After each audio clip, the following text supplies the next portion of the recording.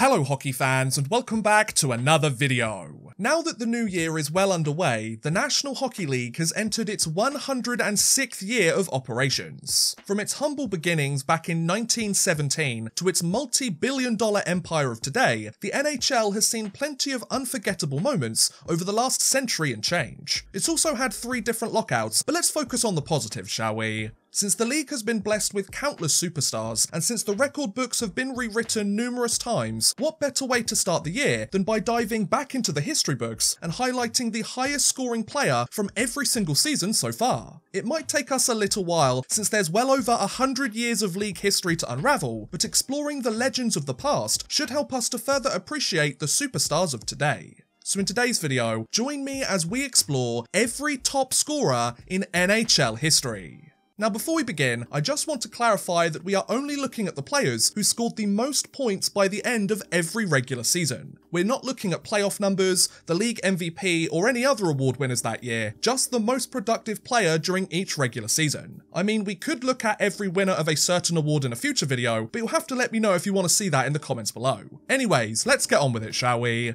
Let's start at the very beginning with the NHL's debut year of operations, the 1917-18 season, which saw the league's oldest franchise earn the very first top scorer award, as Montreal Canadiens forward Joe Malone would win the scoring race by potting an impressive 44 goals and 48 points in just 20 regular season games. Though the NHL was a completely different league back then compared to what it is today, given that he scored at well over a 2-point-a-game pace, and given that his goal total would remain the league record for nearly 3.5 decades, Malone has kicked this video off in style if you ask me. Moving on to the NHL sophomore year of operations now, the 1918-19 season, where another Hab would lead the league in scoring, as Canadiens forward Newsy Lalonde won the scoring race thanks to his 22 goals and 32 points in just 17 regular season games. Sure, his numbers weren't nearly as impressive as Malone's were the year prior, but given that the NHL only had 3 teams that season, and given that each side only played 18 regular season games, Lalonde had fewer opportunities to dominate his opponents, so he did pretty well for himself given the circumstances. Next up, we have the 1990-20 NHL season and the return of a familiar face, as Joe Malone would finish as the leading scorer once again, but this time as a member of the Quebec Athletics, as the forward potted 39 goals and 49 points in just 24 regular season games. Not only would these totals make Malone the first player to lead the league in scoring in multiple seasons, it would make him the first and only Athletics player to lead the scoring race, as Quebec would relocate to Hamilton at the end of the year before folding altogether just 5 years later. Not the most successful franchise in NHL history, but at least they earned their place in the history books, right? Now we have the 1920-21 season and another former leader reclaiming his title, as Habs forward Newsy Lalonde would lead the league in scoring once again thanks to notching 33 goals and 43 points in just 24 games. While this achievement would make Lalonde the first Canadiens player to lead the league in scoring on multiple occasions, his second win also meant that Montreal had won 3 of the first 4 scoring races in NHL history, which is a pretty good thing considering several other teams would join the fun over the following seasons. On to the 1921-22 NHL season, where for the first time in 3 years, a new player would add his name to the history books, as Ottawa Senators forward Punch Broadbent would lead the league in scoring by potting 32 goals and 46 points in just 24 regular season games. So thanks to notching well over a goal a game, and thanks to almost scoring at a 2-point-a-game pace, Broadbent had become the first member of the original Ottawa Senators to lead the league in scoring. There's certainly worse ways to make your mark, that's for sure. Next is the 1922-23 season, where we have another fresh face and another new team, as Babe Dye of the Toronto St. Patricks led the league in scoring thanks to notching 26 goals and 37 points in just 22 games. Since the Toronto St. Patricks would be renamed to the Toronto Maple Leafs in 1927, and since Dye achieved this feat with the St. Pats, Dye technically became the first player in Leafs franchise history to lead the league in scoring. Crazy to think that such a long and storied franchise had 2 completely different nicknames before becoming the Maple Leafs, eh folks? Let's shift our attention to the 1923-24 season now, where the OG Senators would produce another top scorer, as Ottawa forward Cy Denny potted 22 goals and 24 points in 21 games in order to lead the league in scoring. Though Denny would become the second Senators player to win the scoring race over the last 3 seasons of play, he would also be their last, as Ottawa were unable to repeat this feat over the next decade of their existence, before eventually relocating to St. Louis in 1934 and folding a year later. In fact, since the current Ottawa Senators franchise have never had a player win the scoring race, Denny is technically the last Senator to lead the league in scoring. Sure, the current Senators have only been around since 1992, but that was over 30 years ago now. Time for you to rejoin the fun, Ottawa. On to the 1924-25 NHL season, which saw a recent winner return to the top, as Toronto St. Patrick's forward Babe Dye would lead the league in scoring once again by registering 38 goals and 44 points in just 29 regular season games. So thanks to his productive play over the last few years, Babe Dye had won the scoring race for the second time in 3 seasons, making him just the 3rd player in NHL history to lead the league multiple times during its first 8 seasons of existence. Not bad, Dye. Not bad at all. Now we have the 1925-26 season, where both a new player and a new team would enter the mix, as Montreal Maroons forward Nell Stewart took home the scoring title thanks to scoring 34 goals and 42 points in 36 regular season games. While Stewart would become the first Maroons player to lead the league in scoring, he would also be their last, as the Maroons would fail to repeat this feat in each of the next 12 years before the franchise was eventually made defunct in 1938. They may have been active for only 14 years, but at least the Maroons had a top scorer during that time. There's plenty of active NHL teams that wish they could say the same, you know. Let's shift to the 1926-27 season now, where another Original Six franchise would see their first top scorer, as New York Rangers forward Bill Cook would lead the league in scoring by potting 33 goals and 37 points in 44 regular season games. Though he would become the first Rangers player to win the scoring race, Cook's numbers made him the first player in NHL history to achieve this feat despite scoring at under a point a game pace. Not the most exciting scoring race in NHL history, but Cook still won it fair and square, so it's just as legitimate as everybody else's in this video, right? Next is the 1927-28 NHL season, which saw a Montreal Canadian reach the top, as Habs forward Howie Morenz won the scoring race with 33 goals and 51 points in 43 games. Not only would he become the 3rd Canadiens player to lead the league in scoring, Morenz would be the first Habs player to achieve this feat in the last 7 seasons, and though it may have taken longer than they probably would have liked, I imagine that it was well worth the wait. On to the 1928-29 NHL season, where another new player would enter the fold, as Toronto Maple Leafs forward Ace Bailey would lead the league in scoring thanks to his 22 goals and 32 points in 44 games. While Bailey would become the first Leafs player in 4 years to win the scoring race, his performance marked the second time in the last 3 years that the leading scorer had produced at under a point a game pace. Damn, the late 1920s sure had some pretty underwhelming leading scorers, didn't they? Now we have the 1929-30 season, where another Original Six franchise would finally join the fun, as Boston Bruins forward Cooney Wayland won the scoring race thanks to potting a whopping 43 goals and 73 points in just 44 regular season games. Though these numbers made Wayland the first Bruin to lead the league in scoring, his 73 points set a new NHL record for the most points in a season, and it would remain the record for well over a decade too. Now that's how you win a scoring title, folks. Moving on to the 1930-31 NHL season, where a familiar face would return to the top, as Montreal Canadiens forward Howie Morenz would win the scoring race again by notching 28 goals and 51 points in 39 games. So thanks to another strong season, Morenz had won his second scoring title in the last 4 years, and though it would end up being his last, he left quite his mark on the history books, so he could have done far worse all things considered. Next up is the 1931-32 season, which saw another new player emerge from the pack, as Toronto Maple Leafs forward Busher Jackson led the league with 28 goals and 53 points in just 48 regular season games. While this would be the only scoring title that Jackson would win, he became the first Leafs player in 3 years to do so, and just the 3rd member of the organisation to achieve this feat, which is pretty impressive given the long list of players who have suited up for the Leafs and have been unable to do the same.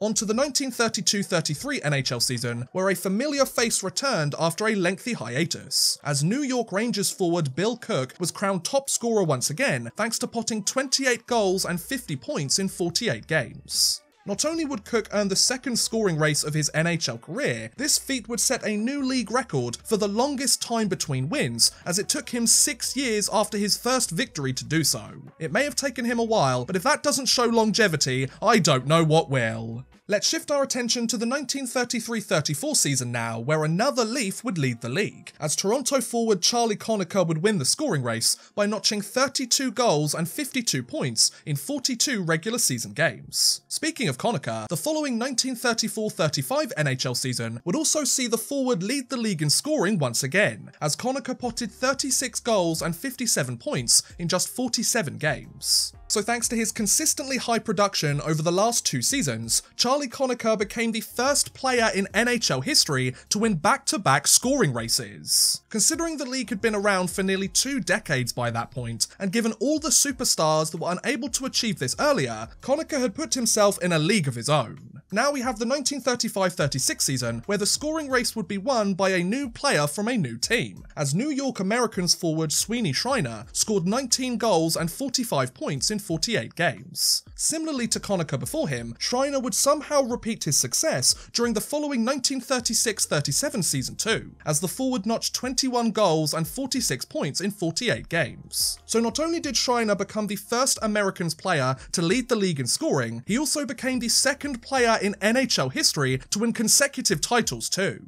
Given that the Americans would fold in 1942, and given that they wouldn't win another scoring race during their final 5 seasons in the show, it's nice to see that an Americans player left their mark on the NHL, so nice job, Schreiner. Next is the 1937-38 NHL season, where a Toronto player sat at the top of the scoring race once again, as Leafs forward Gordie Drillon scored 26 goals and 52 points in 48 games. Though this would be the first and only instance that he would lead the league, Drillon's achievement would end up holding more weight than initially expected, as he is currently the last player in Leafs franchise history to clinch the scoring title. Considering that he won it nearly 85 years ago now, I don't know whether to be surprised or disappointed, especially when you consider all the talented players who have worn the maple leaf on their chest in the many decades since then. On to the 1938-39 season now, where a new Habs player would join the fun, as Canadiens forward Toe Blake led the league thanks to potting 24 goals and 47 points in 48 games. While he became the first Habs player in 7 seasons to win the scoring race, Blake's performance marked the 3rd time in the last 4 years and the 5th time in NHL history that the leading scorer had produced at under a point a game pace. Sure, it wasn't the greatest performance ever, but Blake still produced more points than anyone else that year, so he really was the best of a rather underwhelming bunch, right? Shifting over to the 1939-40 NHL season, which saw Boston finally return to the top, as Bruins forward Milt Schmidt won the scoring race by notching 22 goals and 52 points in 48 regular season games. This achievement made Schmidt the second Bruin to lead the league in scoring, and the first one to do so in exactly a decade, as he followed Cooney Whalen's win during the 29-30 season. It may have taken some time, but Schmidt had joined a pretty exclusive group in Bruins franchise history. Speaking of the Boston Bruins, the following 1940-41 season saw another member of the team take home their first scoring title, as Bruins forward Bill Cowley potted 17 goals and 62 points in just 46 games. So thanks to a pair of strong performances, the Bruins had iced the league's leading scorer in back-to-back seasons, marking just the 4th time in NHL history that a team had consecutive top scorers. Given that the league was only 24 years old at that point, and given that there were so many high-scoring players around the league, I'm not surprised that this had happened so infrequently, are you? We've reached the quarter-century mark of the NHL's history books with the 1941-42 season, where the top scorer award would find its way back to the Big Apple, as New York Rangers forward Brian Hextall won the scoring race with 24 goals and 56 points in 48 games. Though Hextall became the first Rangers player in 9 seasons to lead the league in scoring, and though he was just the second player in franchise history to achieve this feat, he would also be their last, as no other Ranger has won the scoring race in the 8 decades since Hextall's milestone. Considering that their last title came during the Second World War, it's no surprise they have only won a single Stanley Cup since 1940, and I'm a Rangers fan! On to the 1942-43 NHL season now, where the penultimate Original Six franchise would finally join this list, as Chicago Blackhawks forward Doug Bentley won the scoring race by potting 33 goals and 73 points in 50 regular season games. Not only would this make Bentley the first Blackhawks player to lead the league in scoring, he also tied the league record for most points in a season. And while his total would be surpassed almost immediately, he certainly made a strong first impression for both himself and his team. Next up is the 1943-44 season, which saw a new top scorer emerge from Massachusetts, as Boston Bruins forward Herb Cain would lead the league thanks to scoring a whopping 36 goals and 82 points in just 48 regular season games. So thanks to his individual heroics throughout the year, Herb Cain had set a new league record for the most points in a single NHL season. Sure, the league's talent pool was severely watered down as a result of World War II, and his record would only stand for roughly 7 seasons, but it's still an impressive achievement nonetheless. Shifting our attention to the 1944-45 season now, where the leading scorer would return to Canada, as Montreal Canadiens forward Elmer Lack would win the scoring race by notching 26 goals and 80 points in just 50 regular season games. These numbers made Lack the first Hab in 6 seasons to lead the league in scoring, and made him just the 5th player in Canadiens franchise history to achieve this feat, which is pretty incredible given the great players that have suited up for the Habs during the first 3 decades of the team's NHL history. Now we have the 1945-46 NHL season, which saw another scoring title go to the Windy City, as Chicago Blackhawks forward Max Bentley potted 31 goals and 61 points in 47 regular season games. Speaking of Bentley, the following 1946-47 season would also see the forward lead the league in scoring, as he potted 29 goals and 72 points in 60 games. Not only would he become just the 2nd player in Blackhawks history to win the scoring title, Bentley's back-to-back wins made him only the 3rd player in NHL history to achieve the feat. Talk about making your mark and then some. On to the 1947-48 season now, where a recent winner would secure another victory, as Montreal Canadiens forward Elmer Lack would score 30 goals and 61 points in 60 games. This performance meant that Lack had won his 2nd scoring title in the last 4 years, and though it would end up being the last of his NHL career, he became just the 9th player in league history to win multiple scoring titles. There's certainly worse ways to go down in the history books if you ask me. Next, we have the 1948-49 NHL season, which saw another Blackhawk win the scoring race, as Chicago forward Roy Conacher notched 26 goals and 68 points in 60 regular season games. By leading the league in scoring, Conacher became the 3rd Blackhawk in the last 6 seasons to win the scoring race, while helping Chicago secure their 4th award during that span. God, the mid to late 1940s were a pretty good time to be a Blackhawks player, weren't they? Now we have the 1949-50 season, where the final Original Six franchise would secure their first scoring title, as Detroit Red Wings forward Ted Lindsay would register 23 goals and 78 points in 69 games to finish as top scorer. Though Lindsay became the first Red Wing to lead the league in scoring, it would also be his last, as one of his fellow teammates would not only steal the show, he would rewrite the NHL's history books. The 1950-51 season saw the start of a brand new era of NHL hockey, as the scoring race was won by none other than Detroit Red Wings forward Gordie Howe, thanks to him potting 43 goals and 86 points in just 70 regular season games. While he became the 2nd Red Wings player in a row to finish as top scorer, and though he would set a new league record for the most points in a single season, Howe would repeat both of these feats during the following 1951-52 season, as he finished the year with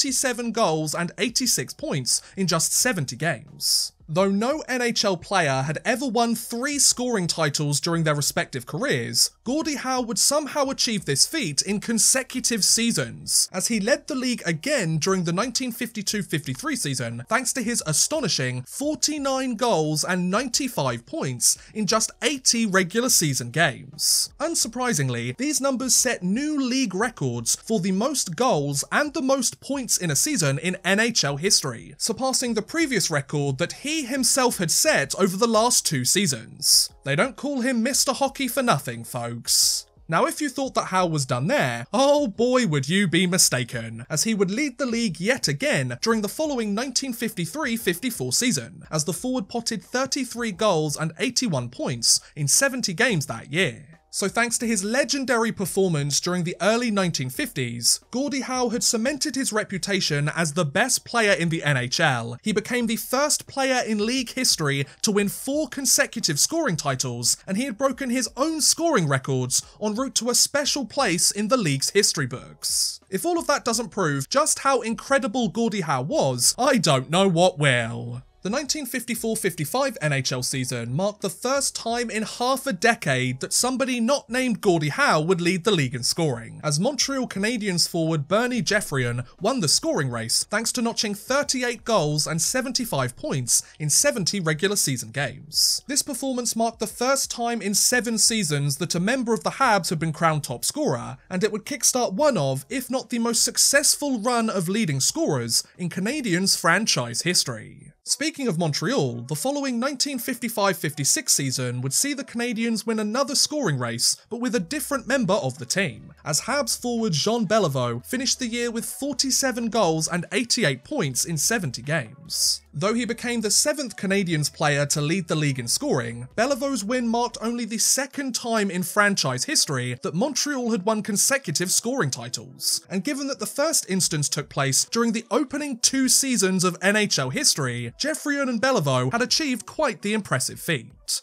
On to the 1956-57 NHL season now, which saw the return of a very familiar face, as Detroit Red Wings forward Gordie Howe won yet another scoring title thanks to potting 44 goals and 89 points in 70 regular season games. So after leading the league in scoring for 4 consecutive seasons, Mr. Hockey had won his 5th scoring race in the last 7 years. God, they really don't make them like Howe anymore, do they? Now we have the 1957-58 season, which saw another Hab lead the league, as Montreal Canadiens forward Dickie Moore would finish as top scorer by notching 36 goals and 84 points in 70 games. While we're on the subject of Moore, the following 1958-59 season also saw the forward take home the scoring title, as he potted an impressive 41 goals and 96 points in 70 regular season games. Not only would he become the 5th player in NHL history to win consecutive scoring races, Moore's 96 points that year set a new league record for the most points during a single season of play. Now, while this record would only stand for the next 7 years, winning back-to-back scoring titles and setting a new highest point total sounds like a pretty impressive career if you ask me. Next up is the 1959-60 NHL season, where Chicago's newest superstar would burst onto the scene, as Blackhawks forward Bobby Hull would lead the league in scoring thanks to potting 39 goals and 81 points in 70 games. While these numbers made Hull the first Blackhawk in over a decade to win the scoring race, the Golden Jet was only just getting started, as he would finish close to or at the top of the scoring list for many years to come.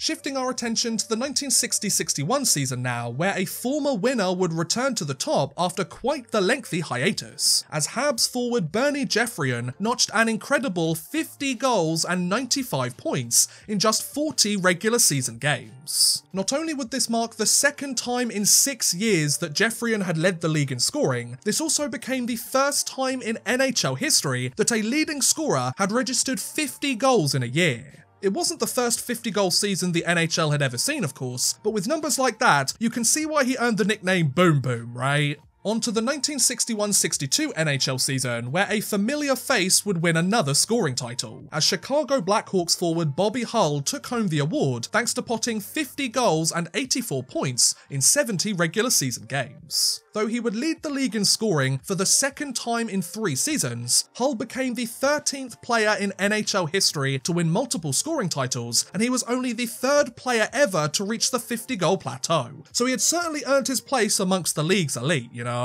Now we have the 1962-63 NHL season, which saw the long-awaited return of the league's most frequent winner, as Detroit Red Wings forward Gordie Howe clinched yet another scoring title thanks to potting 38 goals and 86 points in just 70 regular season games. So thanks to his continued dominance of his contemporaries, Gordie Howe had led the league in scoring for the first time in 6 seasons, and he had achieved this feat for the 6th time in his career. Given that he was 23 years old when he first led the league all the way back in 1951, and given that he won his last scoring title when he was 35, Gordie Howe was the epitome of excellence and then some. Next is the 1963-64 season, where another Blackhawk legend would take the league by storm, as Chicago forward Stan Mikita would win the scoring race by notching 39 goals and 89 points in 70 regular season games. Speaking of Mikita, the forward would lead the league again during the following 1964-65 season too, as he potted 28 goals and 87 points in 70 games that year. So not only had he won back-to-back scoring titles and become only the 6th player in league history to ever do so, Mikita was also the first European-born player to win an NHL scoring race. Now granted, he did spend most of his life in Canada and he did represent the Canadian national team at the Summit Series, but Mikita always felt great pride for his Slovakian roots, so it's only right that we honour his achievement with them in mind, you know? On to the 1955-56 NHL season, where a fellow Chicago teammate would return to the top, as Blackhawks forward Bobby Hull led the league once again thanks to notching a whopping 54 goals and 97 points in just 65 regular season games. While he would secure his second scoring title in the last 4 seasons and become just the second player in NHL history to lead the league 3 times, Hull also wrote his name into the history books in other ways too, as he set new league records for the most goals and points during a lone year of play. It may have been the last scoring race that he would ever win, but doing it as many times as he did is a great way to be remembered as one of the best players the league has ever seen. We've reached the 50th season in NHL history, 1966-67, and as the league celebrated its half-century of existence, a familiar face would secure another scoring title, as Chicago forward Stan Mikita led the league once again thanks to potting 35 goals and 97 points in 70 regular season games. Though he would win his 3rd scoring race in the last 4 years and tie Hull's record for the most points in a season, Mikita's win marked the 4th consecutive season and the 6th time in the last 8 years that a Blackhawks player had led the league in scoring. Safe to say that the early to mid 1960s were all about Chicago, right guys? Now that we have explored the first 50 years of NHL history, I think we should pause the timeline and highlight some of the most interesting stats that I have discovered through the first 5 decades of the league's existence. During the first 50 years of NHL history, 30 different players led the league in scoring. Of those 30 players, Gordie Howe led the pack by doing so 6 times, Bobby Hull did so 3 times, Stan Mikita did so 3 times, 11 different players did so twice, while 16 players did so once. Not only that, only one player would win the scoring race with 2 different teams, as Joe Malone won the title with the Habs during the first NHL season, and then he did so again just 2 years later as a member of the Quebec Athletics. Regarding team statistics though, a Montreal Canadiens player would lead the league in scoring a record 13 times, a Blackhawks player did so 10 times, a Red Wing did so 7 times, a Maple Leafs player did so 7 times, a Boston Bruin did it 4 times, a New York Ranger achieved it 3 times, while the other 6 wins came from various other players for teams that relocated or went defunct. Interestingly though, of the first 50 scoring races in NHL history, 5 of them were won despite the player scoring at under a point a game pace. So not every leading scorer had to produce career high numbers to find themselves in this video, they just had to be slightly better than the other lackluster performances around them. Given that we have explored the first 50 years of NHL history here, and given that this video is already notably longer than my usual uploads, I think it's best that we pause our journey here and check out the rest of the timeline in a future upload. I mean, we've literally looked at half a century's worth of top scorers. Why not look at the other 55 in part 2, right? Well, only if you guys want me to, of course. So on that note, I'm going to end today's video. That was a look at every top scorer in NHL history during its first 50 years of existence. What do you guys think about the players we highlighted, or their impressive achievements in the league? Did you know all of this already, or did you learn something new about NHL history? I know I did. Also, are you interested to watch part 2 of this journey? Do let me know in the comments below, I would really love to hear what you guys have to say, but thank you very much for watching guys, I do hope you have enjoyed. Please feel free to like, subscribe, share, or watch some of my other videos. Thank you very much for watching, and goodbye! A big thank you to Bexy93, Burned Retinas, Drew Fawcett, Houston NG, Raquel, and Worthless Pieces for helping support this video via Patreon. If you too want to help support the channel a little bit further, and get a shout out at the end of every future video, make sure you head over to patreon.com/oddmanrush and become a patron today.